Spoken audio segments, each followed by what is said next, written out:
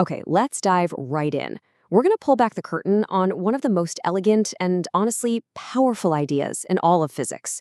Forget about grinding through brutal calculations. Today, we're talking about a shortcut that seriously feels like a cheat code for electromagnetism, and it's called Gauss's Law. So, our story begins with a pretty fundamental question. You've got these electric charges all over the place, and they're surrounded by this invisible force field, an electric field. But how do you get a handle on it? I mean, how do you actually measure the strength of something you can't even see? Well, the answer is this concept called electric flux. The best way to think about it is that we're basically just counting the number of electric field lines that are poking through any given surface. The more lines that pass through, the higher the flux. It's just like sunlight in a window. A bigger window lets in more light. A surface that catches more field lines has a greater electric flux. Simple as that. Okay, but here's the catch. If you want to calculate this flux the direct way, you have to use a pretty gnarly tool from calculus called a surface integral. You essentially have to add up the electric field's effect at every single tiny point on a surface. And trust me, that can get ridiculously complicated really, really fast. And this is where our hero, Gauss's Law, swoops in to save the day. It gives us this unbelievably simple and powerful alternative. It's the secret weapon that lets physicists just sidestep all that nasty calculus and get straight to the answer. It's beautiful. I mean, just look at the difference here. On the left, you've got the hard way, that messy integral. And on the right, that's Gauss's Law. It says the total electric flux coming out of any closed surface is just the total charge you've trapped inside it divided by a constant. It literally turns a nightmare calculus problem into simple division. And this is the part that is just so profound. It doesn't matter how big your surface is, it doesn't matter what weird shape it is, or even where the charges are jiggling around inside. All that matters is the total amount of charge you've got trapped in your little imaginary bubble.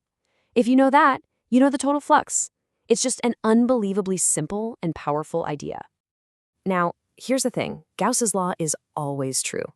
But to use it as a practical shortcut, to actually find the electric field itself, we need to unlock its true potential. And we do that by leveraging one key idea: symmetry. And this is the masterstroke.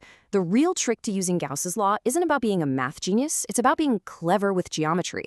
You strategically pick an imaginary surface, we call it a Gaussian surface, that perfectly matches the symmetry of whatever charge you're looking at. When you make that clever choice, all the hard math just evaporates.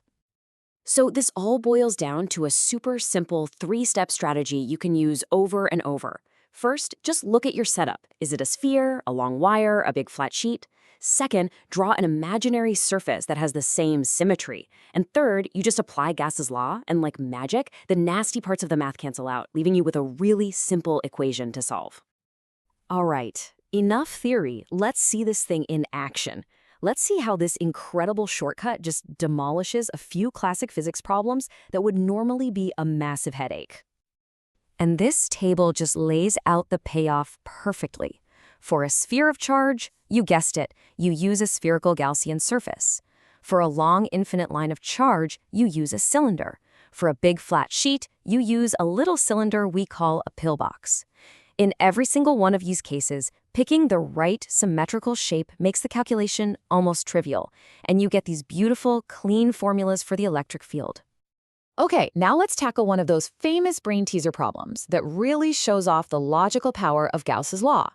What's the electric flux through just one face of a cube if you stick a charge right in the center? Or, to make it even trickier, what if you put it on one of the corners? We can solve this with pure symmetry. No calculus needed. If the charge is smack dab in the center, that's the easy one. The total flux just gets shared equally by the 6 identical faces, so each face gets 1/6 of the total. But if the charge is on a corner, it's not fully enclosed by our cube anymore. So to use Gauss's Law, we have to get clever. We imagine that our cube is just one of 8 identical cubes all meeting at that corner, forming a bigger 2 by 2 by 2 cube that completely traps the charge. This chart makes it totally clear that total flux from the charge at the corner spreads out in all directions. But our original cube is only one of the 8 that are now surrounding it, so by symmetry, it only intercepts 1/8 of the total flux. But wait, here's the really slick part.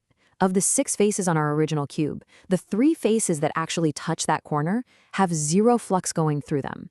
Why? Think about it. The electric field lines are radiating straight out from the charge, which means they're running parallel to those three surfaces. They're just skimming along the top. They never actually pierce through. So that entire 1/8 chunk of flux has to be shared equally by the only three faces left, the ones on the opposite side. So the flux per face ends up being 1/24 of the total. It's just so clever. Now, as amazing as this is for solving problems, you might think it's just a convenient trick. But it's so much more than that. We need to zoom out and see that Gauss's law is a truly fundamental statement about how the universe actually works. You see, the law actually comes in two flavors. The one we've been using is the integral form. It gives you a global view. It connects the field over a big area to all the charge inside. But there's also a differential form. This one gives you a local view. It tells you how the electric field is behaving at one single point in space based on the charge density at that exact same point. And that shift in perspective is a really big deal. This local version tells us that electromagnetism isn't some kind of spooky action at a distance. The rules for the electric field at any point in space are determined by what's happening right there in its immediate neighborhood. It's a local phenomenon. And all of this puts Gauss's law in some very, very elite company. It's one of the four pillars of classical electromagnetism, the legendary Maxwell's equations. These four simple equations govern literally everything, from why a light bulb turns on to how a radio signal travels through deep space. Gauss's law is part of the absolute bedrock of modern physics. And that leaves us with one last fascinating thought. We've seen how beautifully Gauss's law tames problems that have perfect order and symmetry. But the real world, well, it's rarely that neat and tidy. It makes you realize that for all its incredible power, this shortcut works best in perfect situations. And it really makes you wonder, what other tools do we need to tackle the beautiful, messy, asymmetrical chaos of the real universe?